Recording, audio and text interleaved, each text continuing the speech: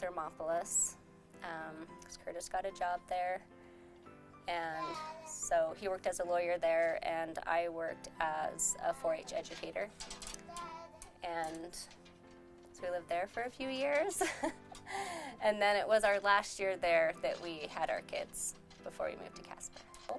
The beginning of 2012, we were contacted by Clover's birth mom about adoption. And we had kind of, by that point in time, adoption was on our mind a lot, and we were thinking, well, that's the next step.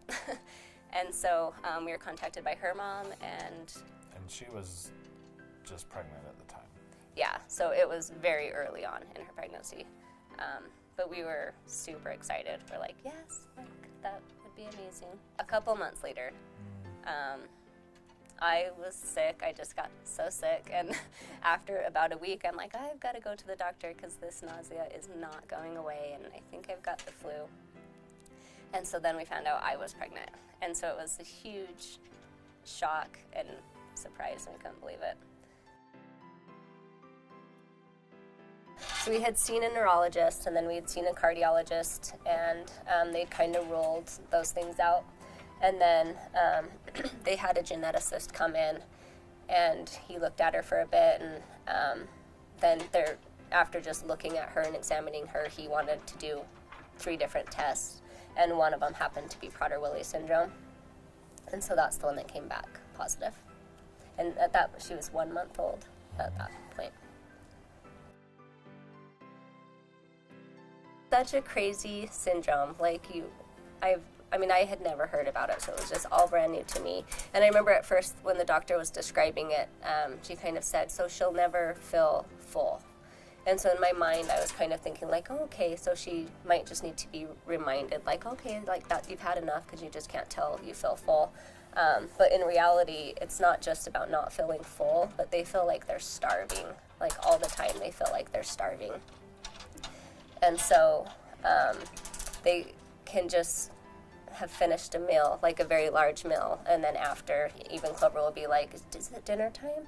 I'm like, we just ate. Like, it's like, we'll eat later, so they're always feeling hungry. So their stomachs can't talk to their brain.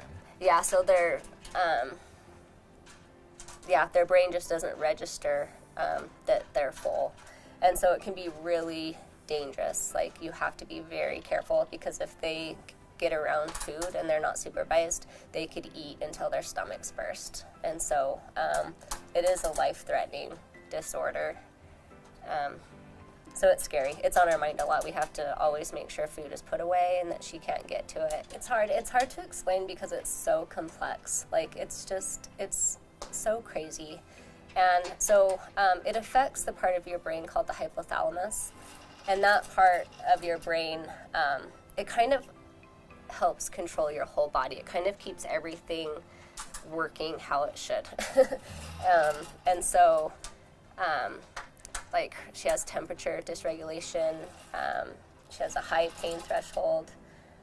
She has sleep disturbances. She has sleep apnea, so she wears oxygen at night. It can affect behavior, cause anxiety, developmental delays, and learning disabilities. Yeah, I remember, so I ended up having to have an emergency C-section. And so he didn't get there in time by the time they had to do that. And so after I'm laying there and Curtis walks in, and he's like all dressed up in scrubs, and Henry was just born like a few minutes before that.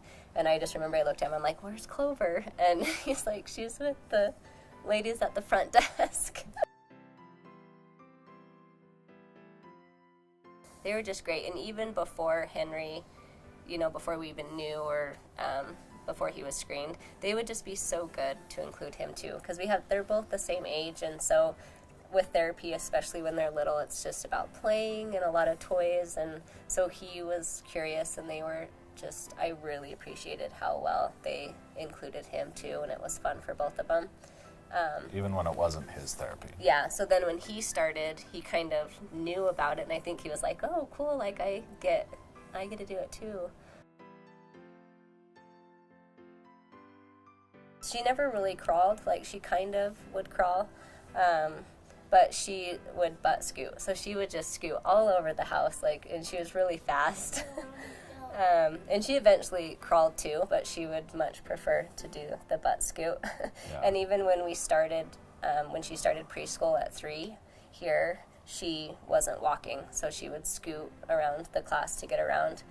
So she started school here when she was 3. So by then I think it was like September, the beginning of September, and then by around Christmas time, she took her first steps. And I heard all about it because it happened here at school, and I remember some teachers here were texting me, and they're like, I just saw Clover walk, and it was just really cool that they were as excited as we were. I'm like, oh my gosh, so that was exciting. So today it's crazy to think that they're 5. I can't believe how fast time has gone by. And they're both doing awesome. They love school. I always say, like, if I could have known how well Clover would be doing and what life really would be like, I wouldn't have cried so much and worried so much, like in the NICU and in her early days when it was just so scary. And she's just been awesome. So now she can go down the 3 steps from our porch by herself, which is huge. Mm-hmm. She can jump 1 inch off the floor. She's counting. Henry's talking. Mm-hmm. Henry didn't talk probably till he was 4. And so he's talking all the time now. She's still on oxygen at night for her sleep apnea, and she still struggles with low tone. It'll be a thing that she'll always struggle with. But she's every day she's still getting stronger. So our hope for Clover and Henry is just that they can live happy lives. I think that's my biggest thing. I just want them to be happy and just, I don't know, every day just be able to meet their fullest potential. Like, Our hope for Clover and Henry as they move on from this school is I hope they have a school experience that's as positive as this one has been for them. That would be just the best.